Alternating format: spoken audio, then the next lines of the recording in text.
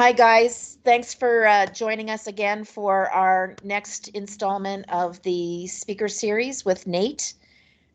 We're on the fifth of five sessions on the what, why, how of blockchain, which I'm fascinated by the topic, Nate. You ask hard questions, though. And with that, I send it to you. Okay. This session is being recorded, just to remind everybody. Let me just go ahead and get my presentation up here. Thanks to everyone for joining. I know it's a cloudy Monday where I am. And it's cold up here, Nate. It's cold. That's no fun. Okay.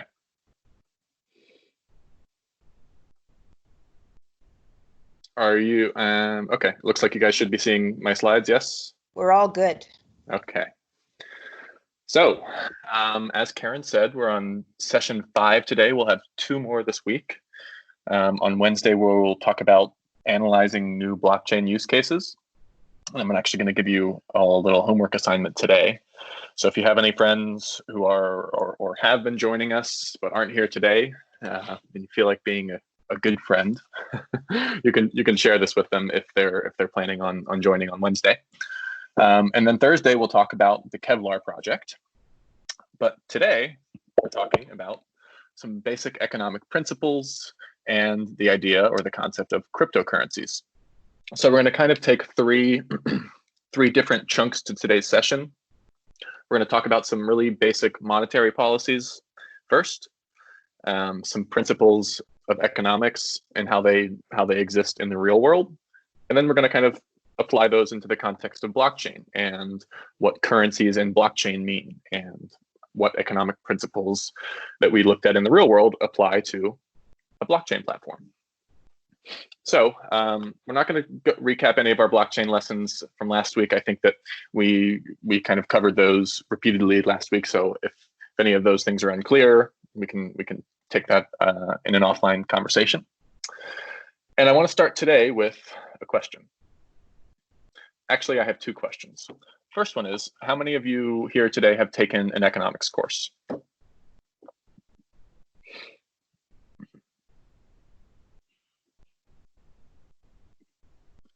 Looks like we have 1, 2, 6 or 7 of you guys look like students. Oh, cool. Awesome. I want to put up my hand too, but I don't know how. Well, great. So you guys will have a pretty strong footing in this, and we should be able to breeze through some of the basics pretty quickly. So here's my question. What's a currency? Feel free to use the chat, but do any of you guys, either who have taken a class or not, do you have a good, concise definition of what you consider a currency?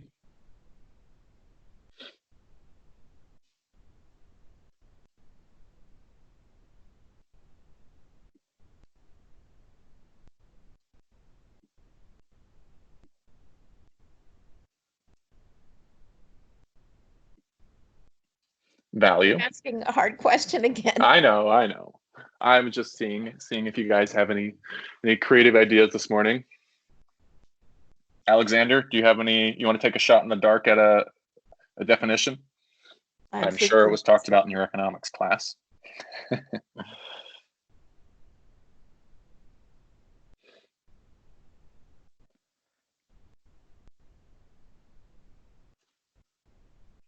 A medium of exchange. Very concise and good. That too. Right.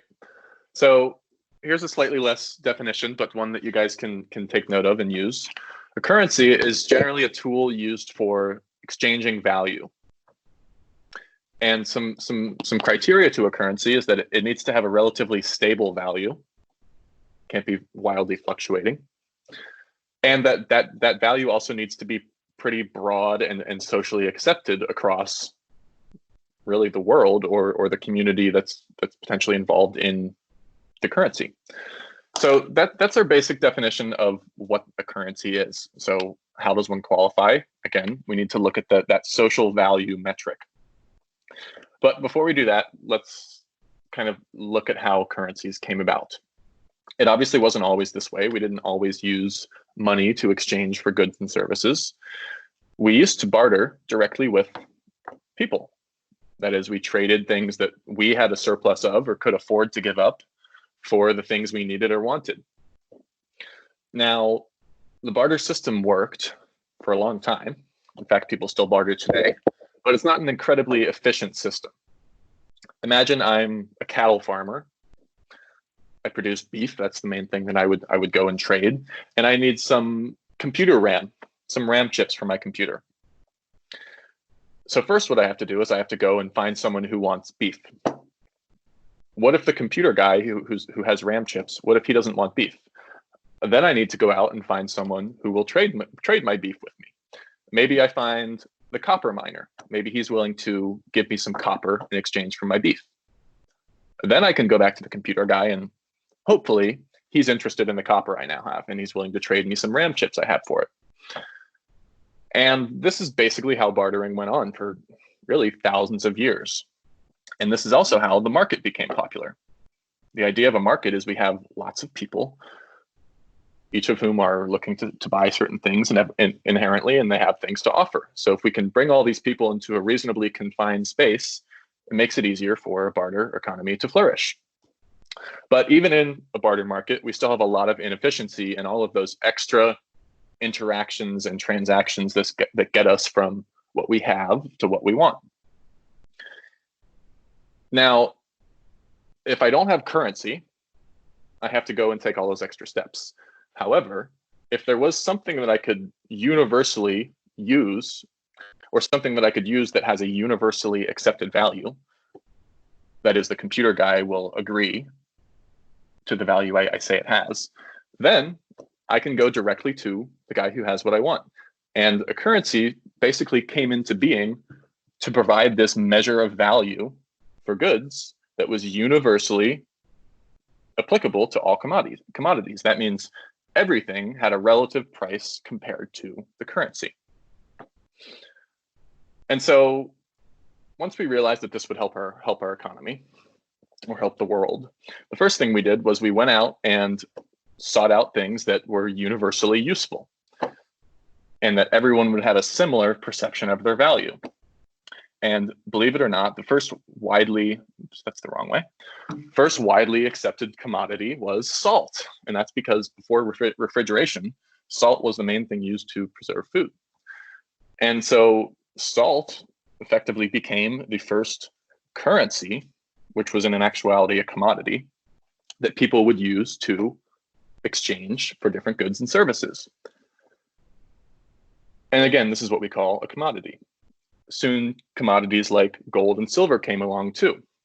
And more people began to buy into that universal value that was placed on gold and silver.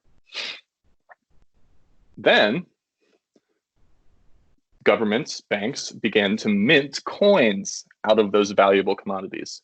That's where we had gold coins and silver coins. And for a while, we had gold and we had commodities being directly exchanged for goods and services.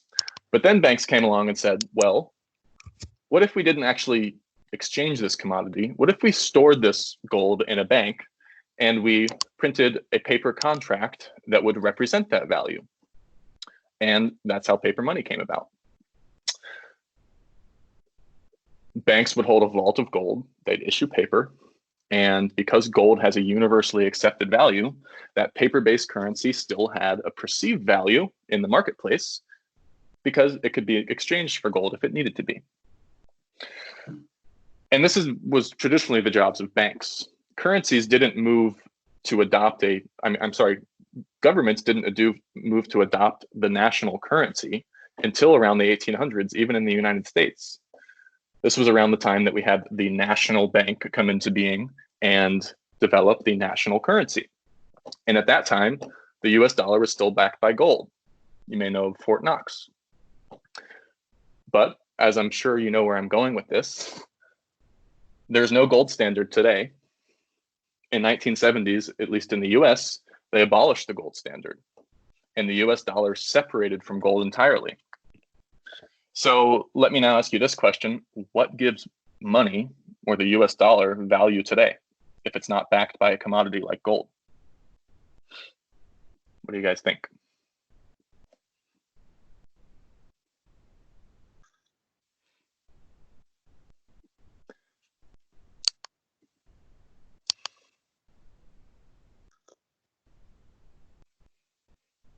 Fate. It's backed by the economy. That's a really insightful answer, Alex, which I'll try and explain. Shares bought by other countries. Interesting. Any other ideas or answers? Those are both going to lead us to some good dialogue. Isn't it about ratings, their credit ratings? It's about belief. And all of these things relate to belief. But truly, let me get to my next slide here.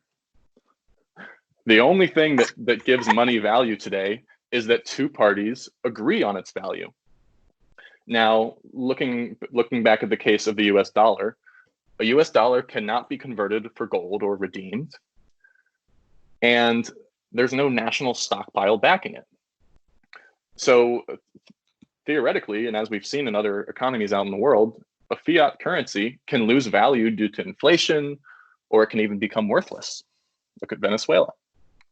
Now, fiat currencies that aren't backed by any commodity are only made possible because it's a convenient way to exchange and trade value.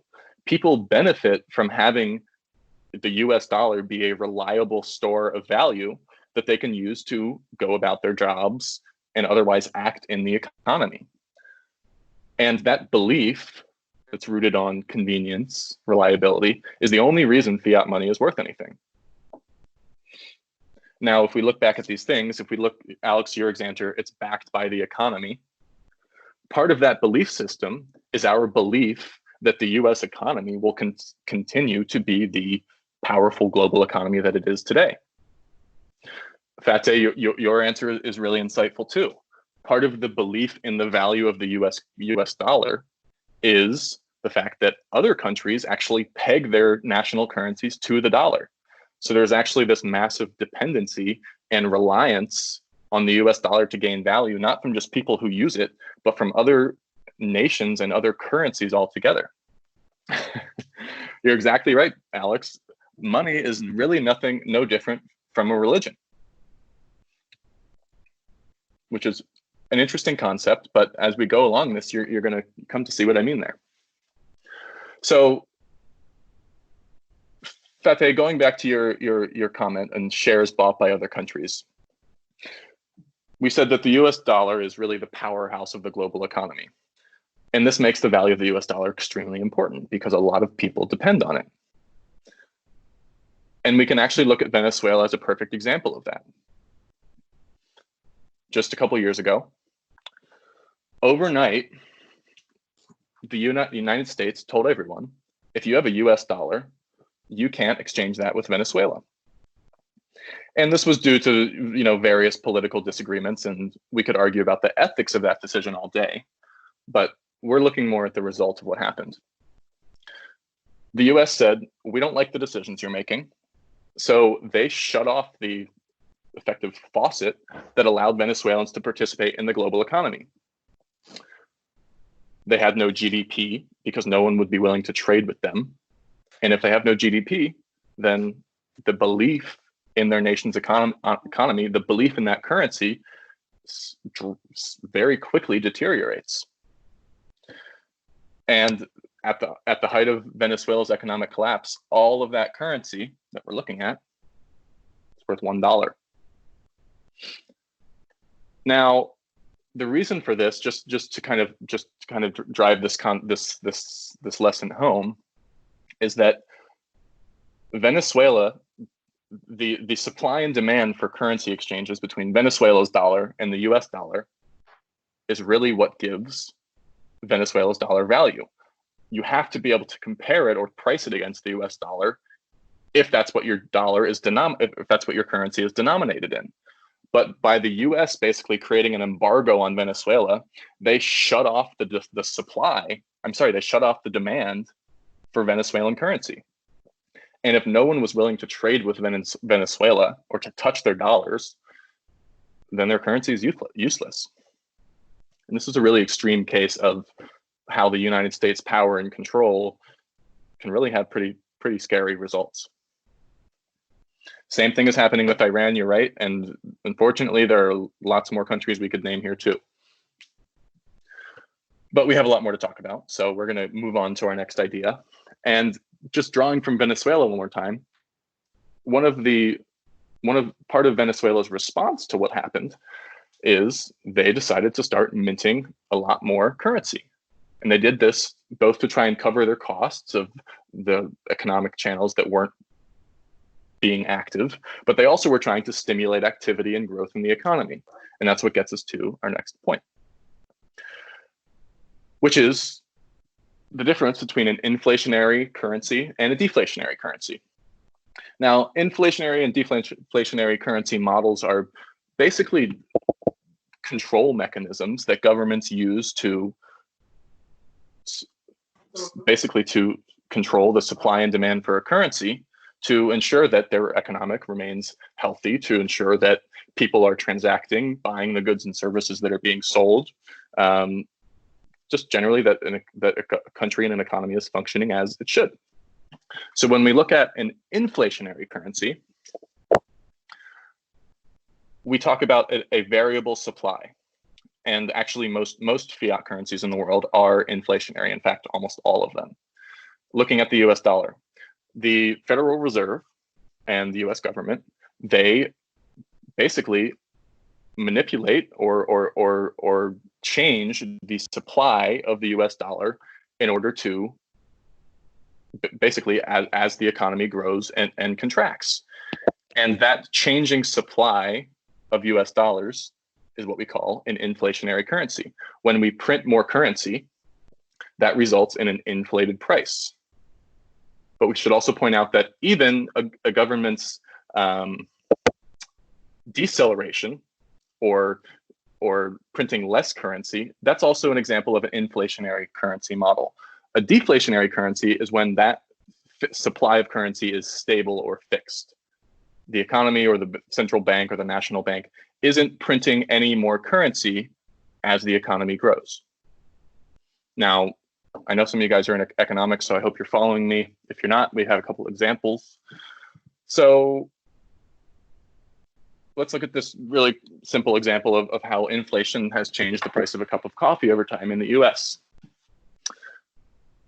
Over this period of 5 decades, the US economy has minted on average or inflated their currency on average most years between 5 and 10%, which means they are introducing 5 to 10% more currency into the economy, literally printing it, than there was the year before. And just look what that's done to the price of a cup of coffee. Now, the reason for this is that because we have more currency for the same or less goods and services, that dollar becomes worth less. Now, here's a mathematical example of that. Let's say it's the first year of our economy.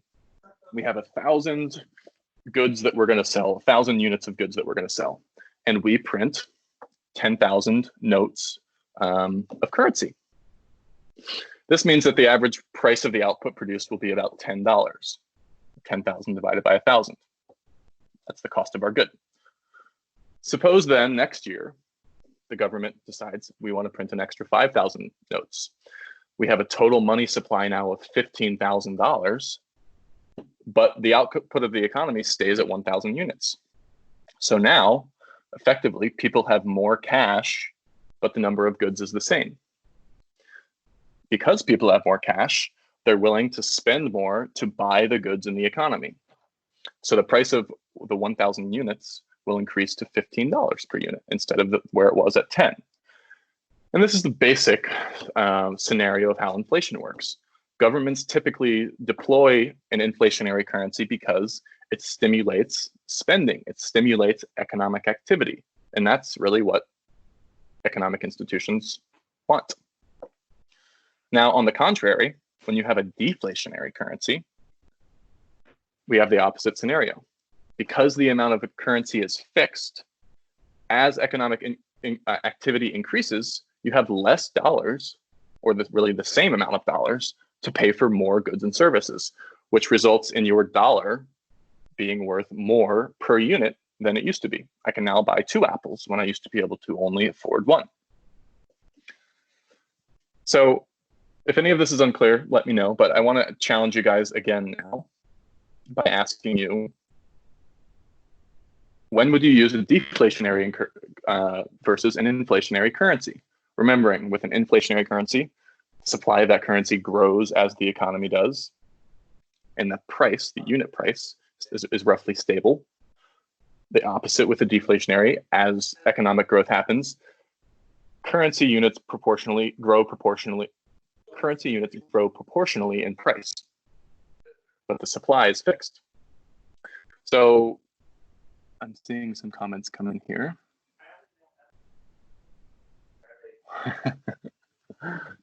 What do you mean by what we're doing now, Alex?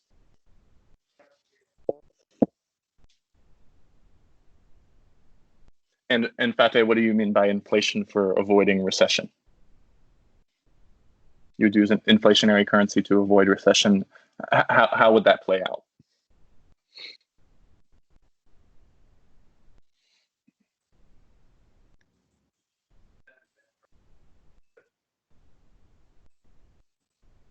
To me, it's like output is stopped, so money has stayed the same. Mm-hmm. So we can look at different. Yeah. Go ahead. No, I was just gonna provide a few examples, hopefully get you guys thinking. Alex says, well, we're printing money, but the economy is not growing, right? Governments will take inflationary policies to increase spending to avoid recession, and sometimes it backfires. That's exactly right. So inflationary currencies incentivize spending. They increase social commerce. A deflationary currency incentivizes saving. Those are complete opposites. The deflationary runs the risk of you experiencing dead money. People are holding on to money for so long that the actual velocity of your economy shrinks. So if we look at real world applications of that, if we're looking to stimulate an economy or stimulate the growth of something, an inflationary currency makes sense. But as Fateh points out, I think it was Alex points out, I'm sorry, we need to make sure that we're doing that in a responsible fashion, in a way that is actually tied with the real growth of the economy and less so with the anticipated or the hopeful growth of the economy. Exactly. Japan's a great example. So let's talk about these principles as they apply to blockchain. Bitcoin is the first application of blockchain for currency. Lots of people copied it, which validates it as a concept and use case, but we're going to look at Bitcoin for today because it's the most widely used and it's been around the longest. Bitcoin, as a currency, operates using the same economic principles as fiat currencies that we just talked about. The only difference is that the community supporting Bitcoin is a lot smaller than those people that support the world's major currencies. The belief in the US dollar is global. Everyone knows and agrees on the value of the US dollar, whereas the belief in Bitcoin is supported by a much, much smaller community. Going back to your comment, Alex, of religion. Bitcoin is a community of faith too, just like other belief systems and other currencies. It's just more of a small cult rather than a massive global religion. But as long as that cult exists, Bitcoin has value. And that value is translated into that community's willingness to buy and sell using that currency, which is effectively giving or proving the belief in that commodity as a means of exchanging value. So when we look at Bitcoin this way, we can see that the belief in Bitcoin as a currency is more so rooted in the value of the Bitcoin protocol, or the platform that enables transactions and economic activity, rather than just the belief in the value of the medium of transaction or the currency.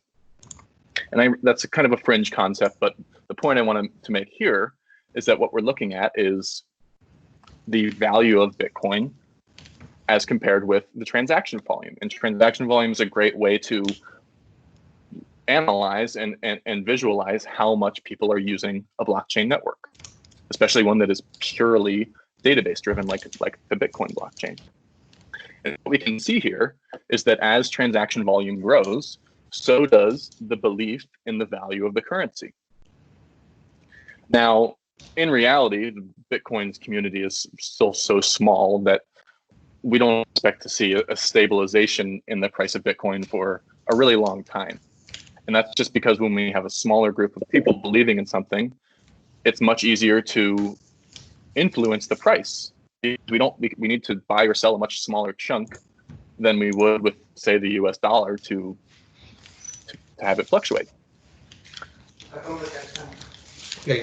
Now, this brings us to another kind of common assumption that we see when we look at currency markets and general financial markets, which is how we basically value an entire network.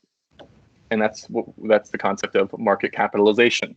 Market capitalization applies to companies. It's how we value companies in the stock market. It's how we value cryptocurrency networks. But there's a misleading assumption in this calculation. And that is that we assume that the value of the last traded, we're going to stick with Bitcoin in this example, the value of the last traded Bitcoin, that's how much every Bitcoin in the network is worth. So that assumption lets us calculate the cost per share times the number of shares, or in our case, the cost per Bitcoin times the number of Bitcoin. But the fact that fails to point out is that if I begin selling Bitcoin, it's going to influence the price. If we look at this example in the case of the US dollar, say, it's very hard to manipulate the price of a currency in a currency network when the trading volume is in the trillions of dollars. If I'm looking to exchange dollars for euros and we have a range of $1 to $1.10 that euros are being traded for dollars for, but there are $200 million worth of buy and sell orders within that spread, that means I need 200 million euros in order to move the price of the US dollar just a little bit. But in the Bitcoin network, that number is much smaller. And this just lets us see that valuing the entire cost of the network based on just the last traded price of one asset or one share is a really easy assumption to make, because it lets us put a value on a large network, but it doesn't make it correct.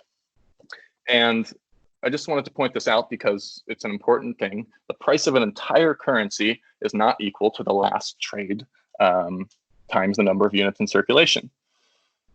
But this is just another assumption that lets us exchange and attribute value to things and transact in an economy. Do you see Fate's question about how frequently is it measured then if it's not measured at each transaction? How frequently is it measured? Are you asking how frequently is the value of the network measured? Could you qualify your question a little bit? Or maybe Karen, if you know what she was asking. Oh, I was thinking the cost of a share, or the market capitalization index, as she indicates here. How frequently is the market capitalization index calculated? I'm still not sure I understand your question. If I want to buy a Bitcoin now, how do I determine its price? Well, we use this. We use market cap in Bitcoin trading markets and in traditional stock markets. It's just careful to know that this is not the true value of the network. That's the point I'm trying to drive home here. It's a convenient metric, but it's not realistic in terms of how that scenario were to play out if we were to actually exchange all of the Bitcoins in the network at the same time. But Fed, I think kind of what you're pointing out is that it is a metric that gets used, and it's convenient to use it. It allows us to compare certain things, but it doesn't actually mean what its name may lead you to believe it means. That's all we're concerned with here. So what we've kind of talked about is, sorry, my slides might be out of order here. That's okay. So going back to governments that print money, they typically do that in an inflationary model to stimulate the economy. There's another reason governments print money, and that's to cover their costs. Governments have lots of things to pay for, but if we just look at the basic truth, economic systems cost money to maintain. And so there are scenarios where governments choose to print money just to cover their costs. But as I'm sure you've guessed, the more common way we do that is through taxes. And taxes go to all types of different things. They go to defense, transportation, Medicare, you name it. And this is the real world. But in a blockchain world, there are similar costs that the infrastructure needs to support. And regardless of your solution, your blockchain is going to have these requirements. And this is a really important thing that we consider when we're designing blockchain solutions, is what are our infrastructural costs? And the primary expense that we typically see that a blockchain requires is security. A blockchain has to incentivize its miners or its validators in some way to participate. And typically that's done through financial incentivization. Now, what you're looking at here is just a diagram of a token. Now, tokens or cryptocurrencies typically play a role in this, but let's save that for now, because I want to show you how the Bitcoin network covers their infrastructural costs, and they do it in two ways. We remember, if we look back to last week, that in the Bitcoin blockchain, we have miners who are our nodes, our operators of nodes, who basically put their computers to work to solve those challenging math problems and produce new blocks. We remember that. And the network itself actually rewards the block producer. That's how the Bitcoin blockchain incentivizes people to support their infrastructure. Now, how do they pay those block rewards? One of the ways they do it is Bitcoin is a deflationary currency, meaning it has a fixed supply. There are only 21 million Bitcoin, but not all of them were released right when the network was launched. In fact, what you're looking at here is how Bitcoins are distributed. Basically, there's a decreasing supply of new Bitcoins that are minted and distributed through block rewards. So what this means is, over time, fewer new Bitcoins will be minted to cover these infrastructural costs. And that should spark some questions in you. Like, how will those costs be covered once that happens? Well, another way that Bitcoin does that is through transaction costs, which is basically a tax, just the way we've been known to understand taxes. The Ethereum model is similar. Ethereum is the same proof of work consensus mechanism that Bitcoin uses. And they have the same transaction fee element in their economy. But Ethereum benefited from coming second to Bitcoin. And the Ethereum founders have been wise in observing Bitcoin to say, we're not going to commit to a supply cap or how many Ethereum will be minted over time, because we don't have a solution to this. And if we aren't able to support the people who are operating our infrastructure, then we're sacrificing the security of our network, because those nodes are the very people who secure the network by confirming those transactions.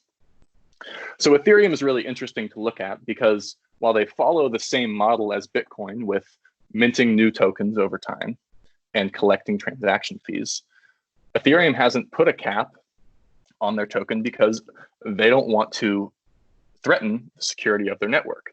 And lots of people have different beliefs and theories and suggestions about what Ethereum should do next. But generally, the team that's pushing these decisions and discussions forward is being pretty conservative with this decision. And I think that's generally a pretty good idea for them to do. Now, something I want to point out to you guys, because we look at the concept of cryptocurrencies, and there are lots of different things out there. And typically when we design a currency, we need to consider the economic model of our blockchain. Stablecoins are an exception to that. A stablecoin is not much more than a cryptocurrency that is pegged to a fiat currency. It's not really an economic model on the blockchain. It's more of an abduction, an abdication from designing the economics of your blockchain. And it's essentially just enabling people to trade between cryptocurrencies and fiat currencies without leaving the security of a blockchain. So these stablecoins have been pretty convenient because they allow you to transact in a stable value. For example, lots of stablecoins out there are pegged to the US dollar, which means that I could buy several of them, each for $1, and I could trade them in a blockchain network. And I don't have to worry about the volatility of Bitcoin, the price changing from day to day, but I still get the security of transacting on a blockchain network. So stablecoins are kind of an interesting concept. We don't know if they'll stick around forever. They kind of seem like this intermediary solution that are helping drive adoption and bring new people to blockchain. But it'll be interesting to see what happens with stablecoins or what the next evolution of these kind of intermediary solutions look like. Now, I know we've kind of burned through a lot of this, but I want to get to kind of the challenge section, which is that when we design our blockchain solutions, we talked about transaction load. We talked about the governance that applies to our blockchain. And another big piece of designing a blockchain solution is the tokenomics model. And all a tokenomic model is how you support your infrastructure. That's not all it is, but that's basically the question we're trying to answer when we go about this stage of designing blockchains. And as you see, there are kind of 3 primary considerations that we have to make when we design a tokenomic model. The first, obviously, is this going to be an inflationary or a deflationary currency? And what's our rationale behind that decision? And how are we going to cover our infrastructure costs if we aren't minting new currencies to support it? Second consideration, what is the economic activity that underpins the value of your currency? What is the usefulness? Who's going to use it? How are they going to use it, and why? And this, we see a term thrown around a lot there. The utility value is what we could consider the second consideration. So why would people use it? How are they going to use it? And what are they going to use the token for? And the third consideration is, how are we going to incentivize our infrastructure operators? Because that, again, that's critical to our blockchain being secure. We need people to confirm transactions. So these are pretty challenging questions to answer, as I'm sure you can imagine. Does anyone have any questions about this kind of process of the tokenomic model and how we look at economic models in blockchain before I move on to our next kind of topic?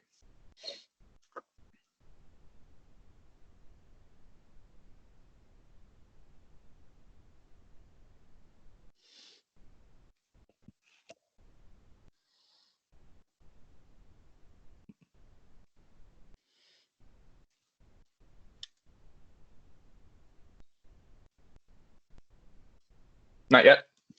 Okay, no problem. Well, this is our challenge that we're going to talk about, and then I'm going to leave you with to take home and work on over the next 2 days. So let's recap everything that we've talked about. We started talking about innovation.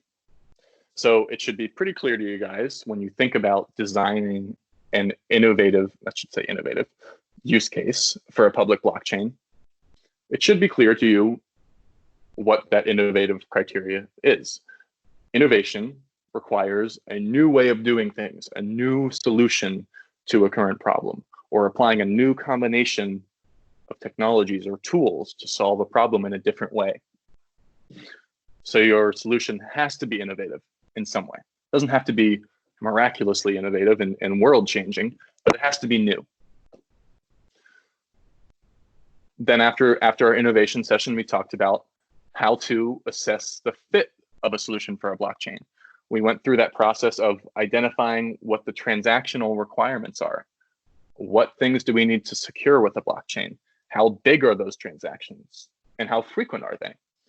So you need to make sure that your blockchain solution is viable.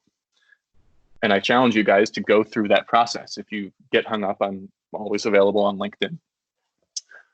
Once you figure out that your solution is viable, what's the governance system? How will rules be changed? How will rules be put in place?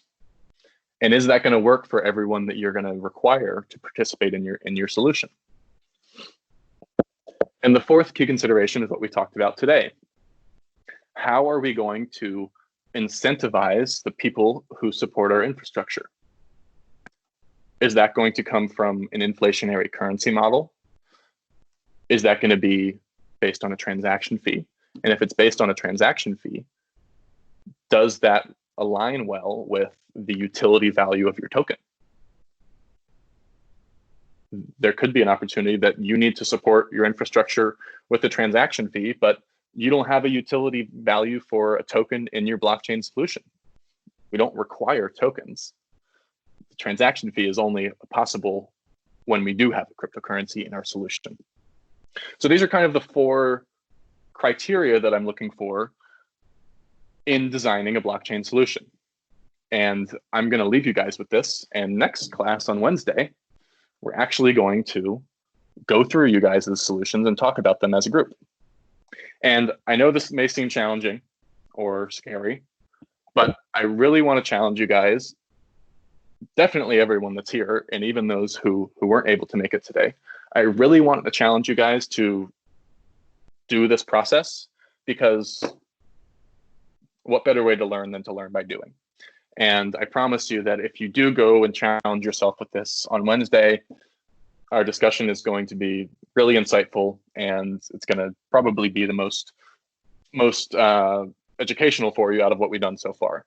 So this is really the culmination of our sessions, and I can't force you, obviously, but I would love it if each of you guys would give this a try. And I know we're finished a little bit earlier today. I did that on purpose because I want to give you guys plenty of time to ask me any questions or things you may be uncertain on with this assignment. Because it's a fabulous assignment, but also take note in the comments section of the other people who are on the call that you might want to chat with before Wednesday.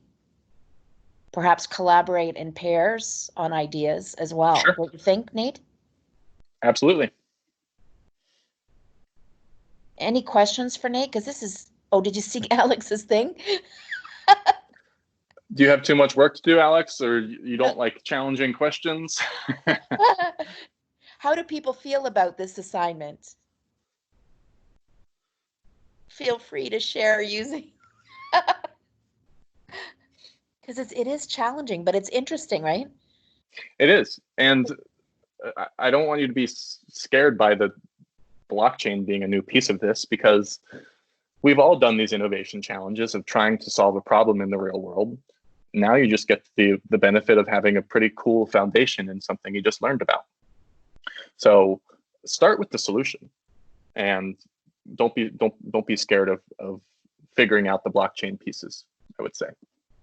And sometimes maybe the solution isn't blockchain, but the Exactly. idea of the solution of the problem that you want to solve is what innovation is about, right? Right. Any questions, guys? I don't have a clue where to start.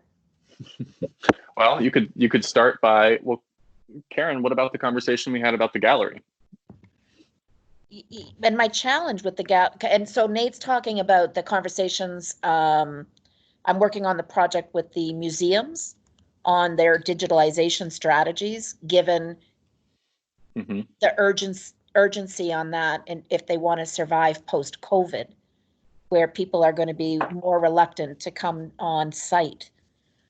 Right. But to me, the big challenge is the fourth one, where how do you make money out of it? How do you turn it into money? That's a good question, and I would say not every solution needs to be viable economically. There are things that serve a purpose out there that don't, generate revenue, so to speak. So this could be seen, think about the infrastructure investments that governments invest into, Karen. Mm-hmm.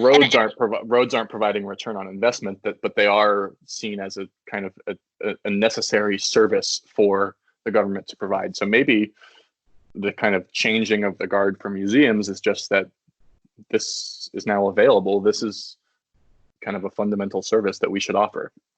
And it goes back to who's going to pay, because maybe the model True. is, should consumers pay to have access to True. history?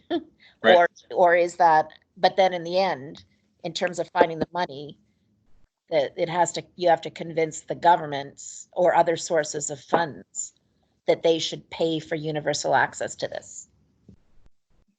Right. And that's one of the questions you'll run into is, how are you going to support the infrastructure, right? So what did you want us to do? Like, did you want us to put a slide together? How do we present? Just a couple sentences. Doesn't have to be anything visual. I would say shorter than an elevator pitch, but just a sentence that explains your solution, why you think it's new, well, basically, the summary of your calculation, why you think it's viable on a blockchain. We only have this many transactions that we think we'll need, which is why we think it'll work. Basically, a couple sentences, one that kind of summarizes each of these points or your thought on each of these criteria as it applies to your idea. Okay. And Karen, I think you brought up an interesting kind of what's the word I'm looking for? Well, thought-provoking comment in that if we're looking for new ways of doing things, this pandemic is undoubtedly going to change a lot of the ways we do things in the world. So I'm sure that each of you have experienced firsthand some of those things that will likely be changing. Maybe it's seeing your grandparents, traveling to see your grandparents. Maybe it's going into school for classes. There are all of these different things that I really see as being subject to change only if people have the drive and the initiative to go ahead and go forward and produce the new solutions.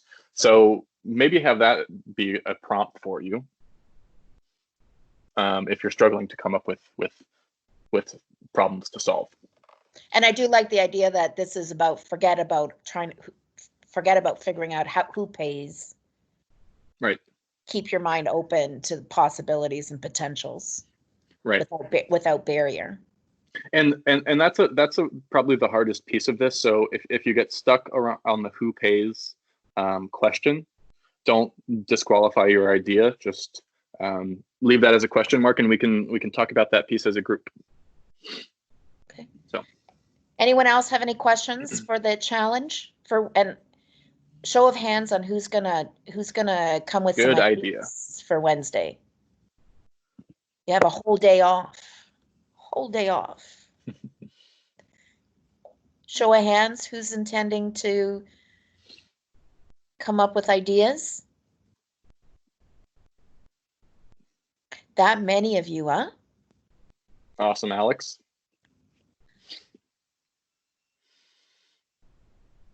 Where do you see the hands?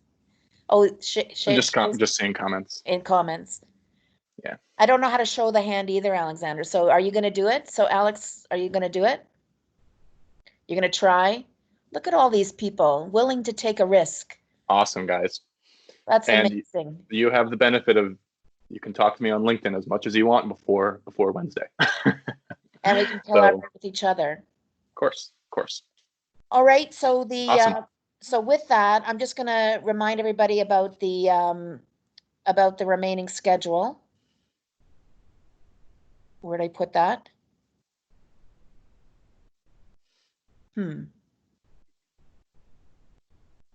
I used to have a remaining schedule. There it is. Did I share it? Yes. Is it sharing? I'm not seeing it yet, but that could be. It could be because I'm a loser. I shouldn't have said that out loud on the recording. There we go. So we have the oh, there we go. Okay. We have the remaining schedule. Olivia is going to be on the call tomorrow talking about the importance of soft skills. And then we're back to blockchain with our homework on Wednesday. And then we're going to talk about the Kevlar project on the Thursday. And we'll end up the week before the next semester starts with Riddy talking about the new Canadian experience in particular and job search techniques in this economy. And remember, we're trying to use Teams. So if you can reach out with any of your other classmates that were on clubmates that were on previously that might have had challenges, so that we can confirm that everybody's all set with the shift to Teams. And we'll see you tomorrow and Wednesday. Thanks a lot for coming, everyone. Awesome. Thank you, Karen, for organizing as always. Hey, it's been fun. It's been a fun week, and we're really glad to that you were able to join us and give us such a challenging activity. Absolutely. I just hope it wasn't too challenging. Well, we'll see on Wednesday, I guess. Yeah, we'll see you on Wednesday. All right, talk to you guys, awesome. And I'll talk to you, Nate, a little later. Okay, perfect. Thanks, everyone. Bye, everybody.